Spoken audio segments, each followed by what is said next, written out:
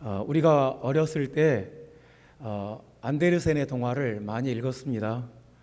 벌거벗은 임금님도 그 중에 하나인데요. 임금님이 자기가 벌거벗은 줄도 모르고 최고의 옷을 입었다고 착각하고 거리를 이렇게 다니는 것입니다.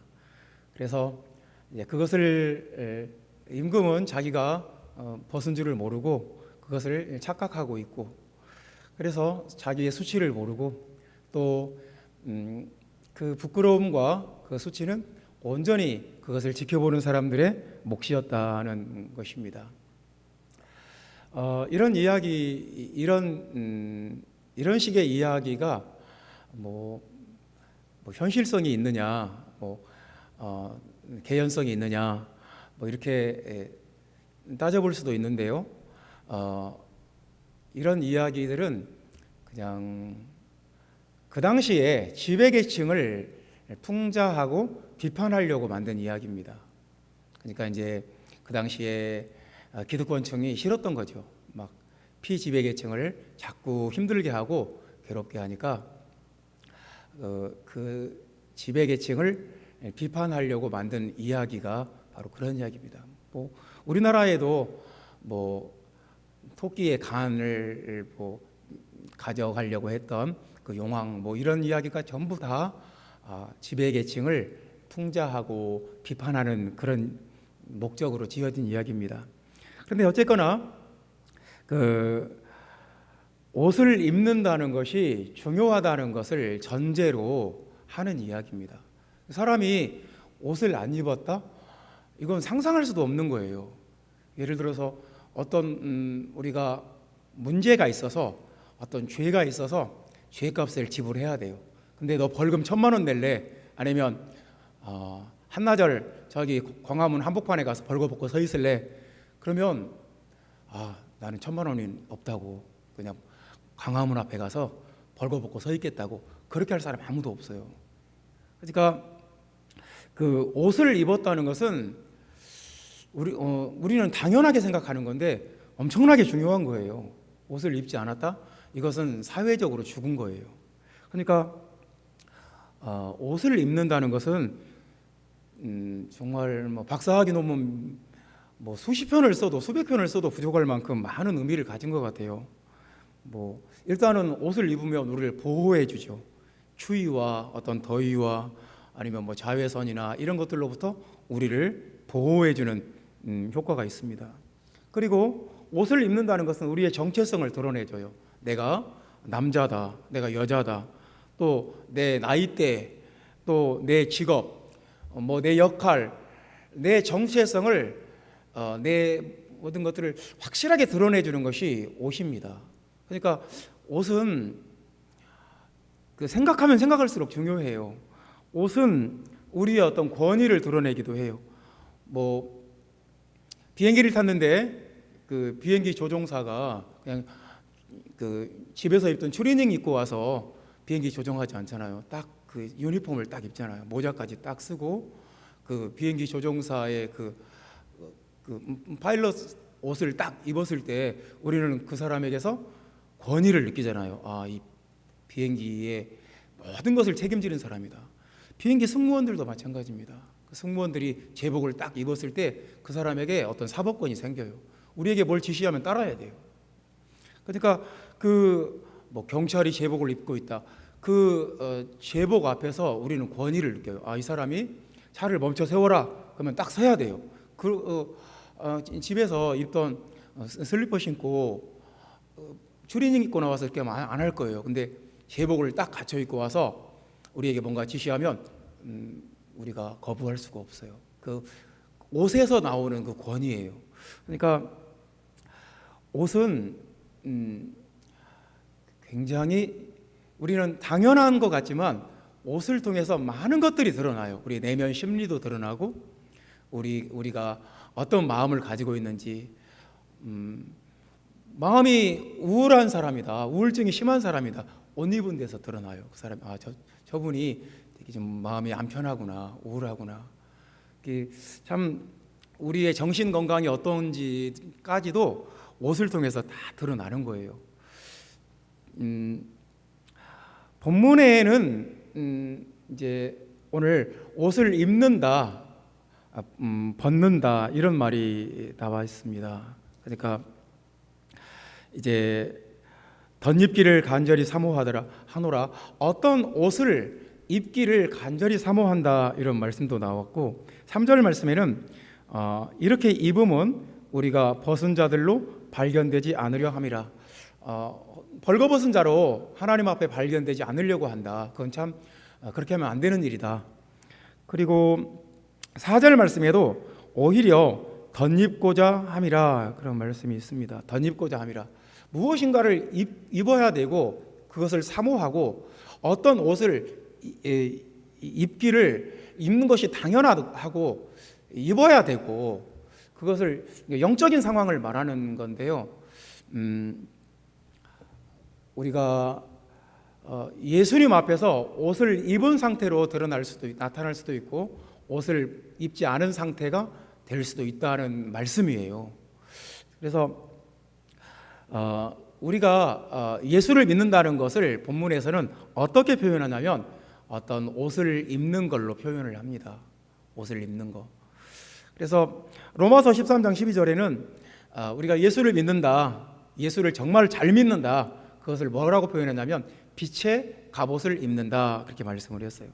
에베소서 6장 11절에는 하나님의 전신갑주를 입는다 그렇게 말씀했습니다. 그러니까 구약 때도 제사장들에게 옷이 있는데 그 옷이 굉장히 세밀해요. 뭐 속옷부터 해서 겉옷, 그 모든 착용하는 그 옷들이 어떤 색깔이나 어떤 직물의 종류나 어떤 액세서리의 모양이나 이 모든 것이 굉장히 구체적이고 자세하게 나와 있어요. 그 옷을 입지 않으면 하나님의 성막에 가서, 하나님의 성전에 가서 하나님을 섬길 수가 없어요. 제사장 역할을 할 수가 없어요. 불가능해요. 그 모든 것을 세트로 입어야 돼요. 속옷부터 겉옷까지, 머리에 쓰는 것, 발에 신는 것, 모든 것들이 다 완전히 그 세트로 하나님이 다 이렇게 규정해 놨어요. 색깔까지, 치수까지, 재료까지 모든 것들을 정확하고 구체적으로 해놨어요. 그것을 입어야 하나님 앞에 설 수가 있어요. 지금도 마찬가지예요. 우리가 하나님 앞에 섰을 때 어떤 예수 그리스도를 옷으로 입어야 돼요. 갈라디아서 3장 17절에는 우리가 예수 그리스도를 옷으로 입는다 그렇게 말씀을 합니다.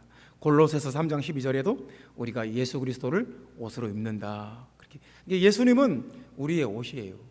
예수님을 믿지 않는다, 나에게 예수님이 없다, 내 마음속에 예수님이 없다, 나는 예수님을 믿지 않는다, 나는 교회에 다니지만 예수님을 인정하지 않는다, 그렇게 돼버리면 우리는 사실 옷을 입지 않은 상태인 거예요.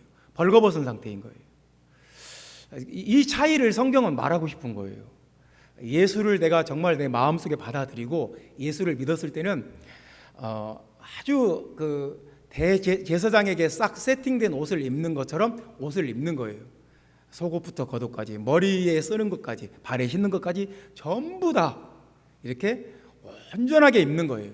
근데 나는 예수님을 내 마음속에 받아들이지 않는다, 예수님을 인정하지 않는다, 예수님을 내가 믿지 않는다, 그러면 사실상 나는 예수님 앞에, 하나님 앞에 벌거벗은 거예요. 아주 내 부끄러움과 내 수치가 그대로 다 드러나게 돼요. 그래서 그리스도의 옷을 입는다, 우리의 믿음과 연관지어서 말씀을 하고 있는데요. 그리스도의 옷을 입는다는 것은 어떤 의미가 있는지 본문이 말씀을 하고 있습니다. 4절 말씀을 다 같이 읽어봅시다. 참으로 이 장막에 있는 우리가 짐진 것 같이 탄식하는 것은 벗고자 함이 아니요 오히려 덧입고자 함이니 죽을 것이 생명에 삼킨 바 되게 하려 함이라. 우리가 지금 막 탄식하는 것은 덧입고자 합니다. 예수 그리스도의 옷을 입고자 합니다. 우리가 지금 교회에 올 때 다 옷을 입고 왔어요. 그냥 벌거벗고 온다는 건 상상할 수도 없는 일이고,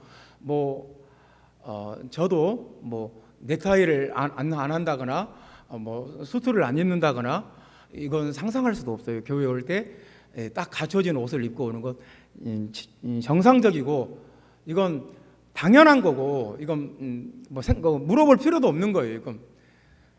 근데 예수님 앞에서도 마찬가지예요. 예수님 앞에서 우리가 예수님을 믿는다는 것은 예수님을 옷으로 입는 거예요. 그래서 옷을 입는다는 것은 사회적으로 내가 살아있다는 증거예요. 내가 옷을 입지 않는다. 그러면 사회적으로 죽은 거예요.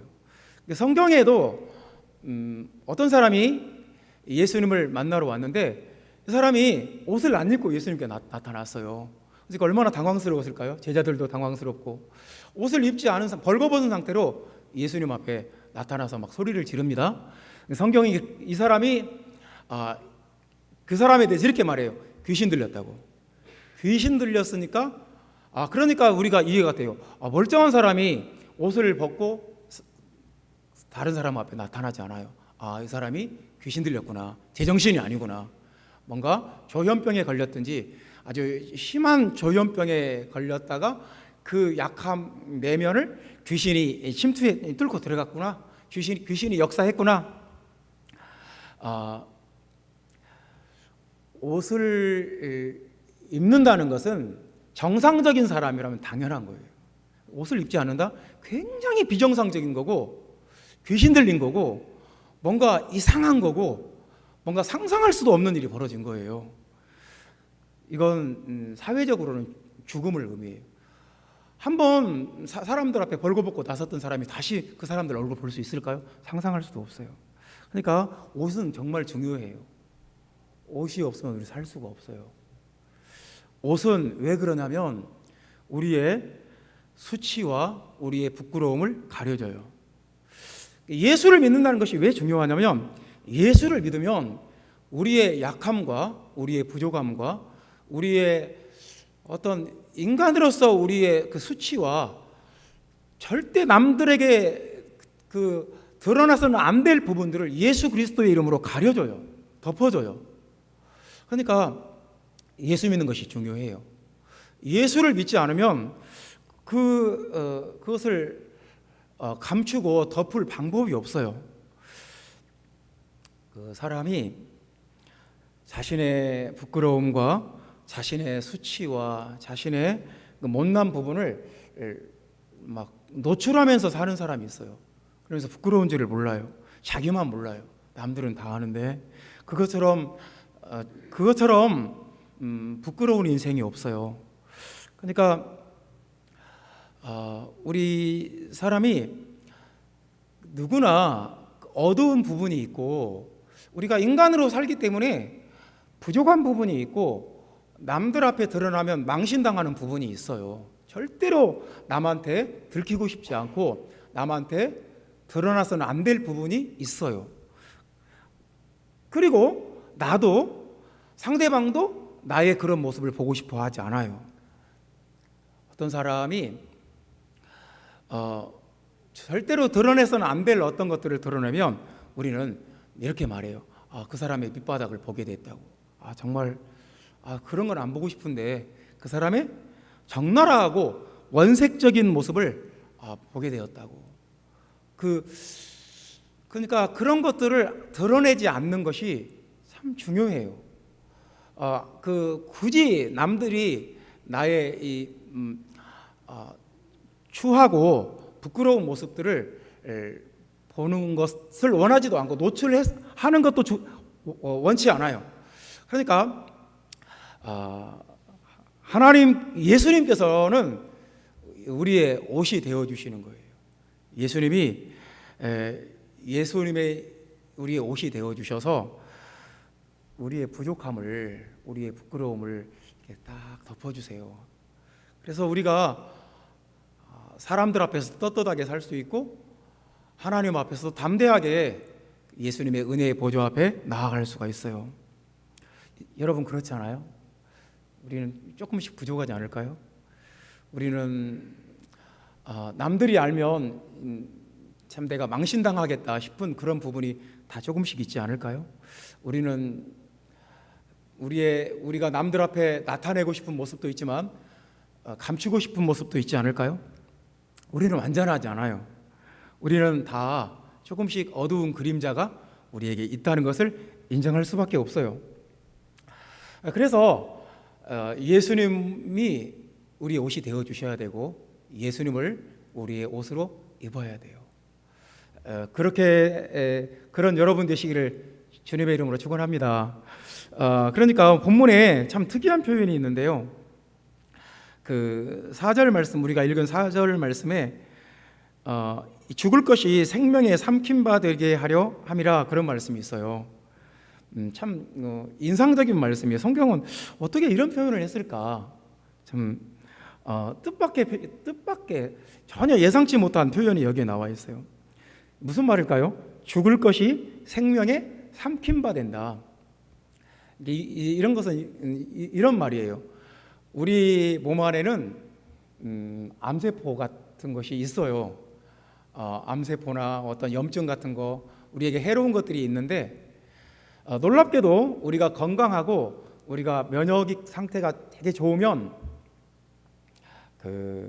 우리 몸에 NK 그 세포가 있어요. NK 세포가 킬러 세포인데요. 그 암세포를 삼켜버려요. 그러니까 우리가 건강하게 사는 거예요. 그렇지 않고 우리가 음식도 막 해로운 것만 먹고 운동도 하지 않고 막 스트레스를 많이 받고 막 술 먹고 담배 피고 이렇게 살면 면역이 약해져요. 그래서 암세포를 삼키지를 못해요. 암세포가 점점 커져요. 그래서 우리 생명을 잃게 돼요. 그러니까 우리 몸 안에서 매일 일어나는 일이에요. 우리의 면역 세포가 암세포를 삼키든지, 아니면 암세포가 굉장히 크게 증식하고 여기저기 막 전이가 되어서 그 암세포가 우리를 삼켜버리든지, 둘 중에 한 가지예요. 영적인 세계도 마찬가지예요. 우리 안에 있는 어떤 그 죄가 점점점 강해서 죄가 나를 삼켜버릴 수도 있고, 내 안에 있는 예수 그리스도의 생명이 내 안에 있는 죄를 삼켜버릴 수도 있어요. 둘 중에 한 가지인데요. 이것을 옷을 입는다고 말해요. 예수님을 옷으로 입으면 예수님이 나를 다 덮어주고 내 안에 있는 죄를 삼켜버리기까지 해요. 그래서 우리가 점점 주님 앞에 건강하고 깨끗하고 온전한 모습으로 서게 해줘요. 우리는 어떻게 보면 다윗이 고백했던 것처럼 모태에서부터 죄 가운데 태어났어요. 죄 가운데 태어났고 죄 가운데 살고 있어요. 그래서 우리는 옷이 필요해요. 덮어주셔야 돼요. 예수님이 우리의 옷이 되어주셔서 우리의 마음을 덮어주시고 우리 영혼을 덮어주시고 우리의 몸을 덮어주셔야 우리가 살 수 있어요. 형제자매 여러분, 그러니까 이 말씀의 요지는 이런 거예요. 세상을 살면서 자신의 추하고 악하고 더러운 모습을 막 노출하면서, 그래서 다른 사람들이 부끄럽다, 수치스럽다, 저런 것을 보는 것이 저 사람이 부끄러운 것이 아니라 내가 부끄럽다, 그렇게 다른 사람에게 수치스럽게 하면서 사는 사람도 있고, 예수님의 옷을 입고 영광스럽게 사는 사람도 있다는 거예요. 그래서 성경은 우리에게 어떤 길을 택하겠냐는 거예요. 예수 그리스도가 여러분의 옷이 되시기를 축원합니다. 예수 그리스도를 옷으로 입는 여러분 되시기를 주님의 이름으로 축원합니다. 두 번째 말씀입니다. 예수 그리스도를 옷으로 입는다는 것은 믿음으로 행하고 보는 것으로 행하지 않는 것이다. 7절 말씀 다 같이 읽어봅시다. 이는 우리가 믿음으로 행하고 보는 것으로 행하지 아니함이로라 그랬습니다. 우리가 성경에서 믿음으로 행하고 뭐 이런 말씀드리면 너무 상투적이죠. 그냥 믿음으로 행하고 그래, 그냥 별로 와닿는 것이 없는 말씀인데요. 사실 이런 표현들이 굉장히 중요해요. 이렇게 반복되는 표현, 뻔한 말 같지만 성경에서는 굉장히 중요한 말이에요. 믿음으로 행하고. 굉장히 차원 높은 세계를 말하고 있어요. 굉장히 영적인 상태, 높은 차원의 상태를 믿음으로 행하고 이런 말씀으로 표현을 하는 거예요. 예를 들면 히브리서 11장 26절에는 이런 말씀이 있어요. 믿음으로 모세는 바로의 공주의 아들이라 칭함을 거절하고 그랬습니다. 그 당시에 바로의 공주는 실세였어요. 그래서 공주의 아들은 그 나라의 왕이 될 수도 있어요. 애굽의 왕이 될 수도 있는, 왕이 서열 안에 들어있는 사람이에요. 근데 그 자리를 거절했다는 거예요. 왜? 믿음이 있었기 때문에. 이게 그런 차이예요. 그러니까 이게 차원의 문제라니까요. 모세가 굉장히 영적인 차원을 보고 딱 보고 나니까 그 당시에 애굽이 세계 최강대국이었어요. 세계에서 가장 문화적으로 앞선 나라고 기술과 지식이 발전한 나라고 군사적으로 강력한 나라인데, 그 나라의 왕이 될 수 있는 그 왕이 서열인데 그걸 거절해 버렸어요. 그러니까 이게 도대체 무슨 일일까요? 아니, 세상에서 부귀 영화를 누리고도 남는 그 자리를 거절해 버리고, 그게 믿음이에요. 그러니까 믿음으로 행한다는 것은 이게 보통 문제가 아니에요. 굉장히 차원이 높은 거라니까요. 이거 아무나 할 수 있는 것이 아니에요. 그리고 거기다 덧붙입니다. 그리스도를 위하여 받는 능력을 애굽의 모든 보화보다 더 큰 재물로 여겼으니, 그렇게 말합니다. 애굽의 그 모든 부귀 영화, 호의호식 할 수 있고 얼마든지 권세를 누릴 수 있고 그 모든 그 보화와 권세와 명예와 그것들을 포기했어요. 그리고 예수 그리스도를 위해서 받는 능력을, 그 고난을, 그 수치를 더 큰 재물로 여겼대요. 이것이 딱 한마디로 말해요. 왜 그랬냐? 모세가 믿음이 있었기 때문에. 믿음으로 모세는 그래요. 믿음으로. 그러니까 믿음으로 행한다는 것은 굉장히 높은 차원의 어떤 세계를 우리에게 말씀을 해요. 믿음의 세계, 영적인 세계. 그 대부분의 사람들은 그 자기의 그 눈앞의 이익을 포기를 못해요. 자기 코앞의 이익을 추구를 해요. 그래서 자기가 조금이라도 이익 볼 수 있으면 그렇게 해요. 좀 다른 사람이 뒤에서 욕을 하든 말든 자기에게 이익이 되면 우리는 조금이라도 손해보는 거 싫어하고 내가 좀 더 편해야 되고 내 이익을 위해서는 뭐든지 할 수 있고, 사소한 거라도 나는 손해보는 거 싫고 사소한 거라도 내 이익이라면 내가 끝까지 지키고 싶고. 근데 이것이 평범한 사람들의 모습이에요. 근데 이 문제는 우리가 이렇게 살면 모든 사람들 앞에 내가 드러나요. 그래서 이제 그런 걸 보고 우리가 뭐라고 말하냐면 저 사람 속 보인다, 그렇게 말해요. 속 보인다. 그 자신의 속마음이 다 드러나 버려요. 그러니까 이건 사실 굉장히 수치스러운 거예요. 그러니까 속 보이면서 사는 거, 이것은 굉장히 천박한 삶이고 성경이 가르치는 삶이 아니에요. 되게 저 사람 속 보인다, 좋은 말이 아니잖아요. 굉장히 그 사람을 낮추어서 말하는 거잖아요. 우리가 둘 중에 한 가지예요. 속 보이게 살 수도 있고 믿음으로 살 수도 있어요. 그러니까 그 차이가 굉장히 큰데요. 우리가 믿음으로 살면 고난당할 수도 있고 욕을 얻어먹을 수도 있고 능욕을 당할 수도 있어요.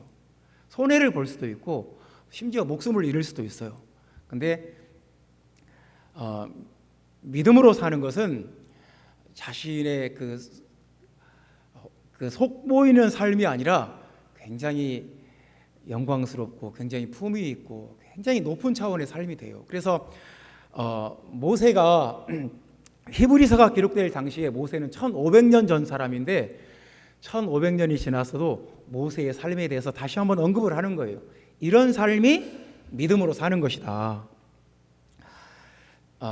형제자매 여러분, 예수 그리스도로 옷을 입는다는 것은 믿음으로 사는 거예요. 그러니까 믿음의 옷을 입지 않으면 우리는 자신의 욕망을 다 드러내고 자신의 그 속을 다 드러내면서 세상을 살 수밖에 없어요. 그래서 사실 믿음으로 사는 것은 눈에 보이지 않는 가치를 추구하는 것이고 하나님의 나라의 가치를 붙잡는 것이고, 그래서 그 삶이 굉장히 품위 있고 가치 있고 영광스러운 삶이 돼요. 근데 믿음이 없으면 우리는 굉장히 천박한 삶을 살게 돼요. 그래서 예수 그리스도로 옷을 입는다는 것은 뭐냐? 믿음으로 사는 것이다.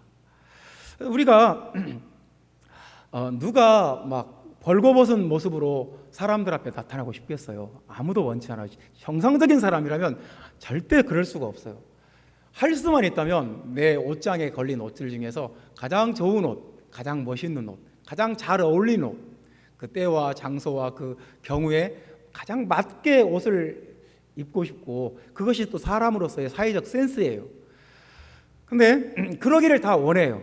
나는 뭐 벌거벗고 다녀도 상관없, 그건 정상적인 사람이 아니에요. 그건 귀신 들렸든지 정신병 걸렸든지 뭔가 문제가 있는 거예요. 우리가 자신의 욕망대로 자신의 생각대로 사는 것은 벌거벗은 거예요. 굉장히 수치스러운 삶이고 주님은 그런 삶을 인정하지 않아요. 성경은 우리에게 믿음으로 사는 것이 훌륭한 삶이다, 품위 있고 가치 있는 삶이다. 여러분, 옷을 벗은 상태로 하나님 앞에서, 교회 앞에서 아주 수치스러운 그런 존재가 될 수도 있고 아주 영광스럽고 귀하고 가치 있는 사람이 될 수도 있어요. 그것이 믿음이에요. 이 믿음이 저와 여러분에게 있기를 예수님의 이름으로 축원합니다. 세 번째 말씀입니다. 예수 그리스도를 옷으로 입는다는 것은 무슨 뜻이냐? 그리스도의 심판대 앞에 나타나는 것이다. 10절 말씀, 이는 우리가 다 반드시 그리스도의 심판대 앞에 나타나게 되어 각각 선악간에 그 몸으로 행한 것을 따라 받으려 함이라 그랬습니다. 참, 여기서 우리가 특이한 부분이 뭐냐면 그리스도의 심판대 앞에 나타나게 된다. 그것을 담대하게 받아들인다는 거예요. 조금 더 생각해 봅시다. 그 사람이 부인할 수 없는 것이 있어요. 그러니까 뭐 어떤 사람이든지 남녀노소, 동서고금, 어떤 사람이든지 부인할 수 없는 것, 인정할 수밖에 없는 한 가지 사실이 있어요. 그건 뭐냐면 우리가 언젠가는 죽는다는 거예요. 지난주 월요일 날에도 우리 교단 사모님 한 분이 돌아가셔가지고 53세 되신 사모님인데 암으로 돌아가셨어요. 그래서 장례식에 갔다 왔는데 참 마음이 안 좋더라고요. 저보다 더 젊은 사모님인데 이렇게 돌아가셨어요. 그러니까 우리가 언젠가는 죽는다, 한 번 죽는다, 이건 보편적인 사실이에요. 이걸 부정할 사람은 아무도 없어요. 누구나 이건 인정해요. 근데 피할 수도 없어요. 이건 필연적으로 우리에게 다가와요. 성경이 그렇게 말씀을 했어요. 히브리서 9장 27절에 한 번 죽는 것은 사람에게 정하신 일이다. 정해졌어요. 우리가 언젠가는 한 번 죽어요. 그리고 한 가지 더 말씀을 합니다. 그 후에 심판이 있다. 그걸 말씀합니다. 그러니까 이제 그 죽는다는 것까지는 다 인정하는데 그 후에 심판이 있다는 거에 대해서는 뭔 소리야? 그거 못 받아들이겠는데 그렇게 생각하는 사람들도 있어요. 죽으면 다 끝나는 거지 뭐. 죽으면 화장을 해버리든지 매장을 하든지 다 땅에서 썩어버리든지 태워서 없어지든지 내 모든 것이 사라져버리는 거지. 그 후에 무슨 심판이 있어? 그렇게 생각하는 사람이 더 많았던 세상이었어요. 근데 의학이 발달하면서 임상에 쌓인 그런 지식들이 쌓이면서 요즘 바뀌었어요. 사람이 죽음으로써 모든 것이 끝나지 않는다. 죽음 이후에 그 세계가 있다는 것을 점점 인정하게 됐어요. 왜 그러냐면 뇌사한 사람들, 그러니까 뇌파가 없어요. 그다음에 숨은 쉬고 그리고 심장은 뛰는데 뇌파가 죽었어요. 그 뇌에 아무런 신호가 없어요. 그럼 뇌사로 이제 인정을 하거든요. 근데 뇌사자가 가끔 살아나는 경우가 있어요. 의학적으로 설명이 안 돼요. 살아나요. 근데 놀라운 것은 그 사람의 치료 과정을 다 보고 있었다는 거예요. 다시 깨어나서 말을 해요. 그때 어떤 의사 선생님이 이런 말을 했고 뭐 이런 행동을 했고 다 자기가 봤다고. 그러니까 이런 것들이 다른 데도 아니고 어떤 종교 집단도 아니고 최첨단 과학 기술을 다루는 병원에서 이런 일이 자꾸 일어나니까 이게 사람이 뇌가 죽으면 볼 수도 없고 들을 수도 없고 이해할 수도 없고 생각할 수도 없고 그렇지 않습니까? 우리 뇌가 모든 것을 결정하지 않습니까? 뇌가 죽었는데 뇌사자인데도 다 뭔가를 보고 있었고 듣고 있었고 인식하고 있었다는 거예요. 이건 사람에게는 뇌보다 큰 뭔가가 있구나. 영적인 존재구나. 점점 이제 그런 것들을 인정하는 이제 과학자들이나 의사들이 많아지는 거예요. 그래서 그 사람 마음 속에는 이상하게 두려움이 있어요. 내가 언젠가는 죽는다는 것에 대한 두려움과 불안이 있어요.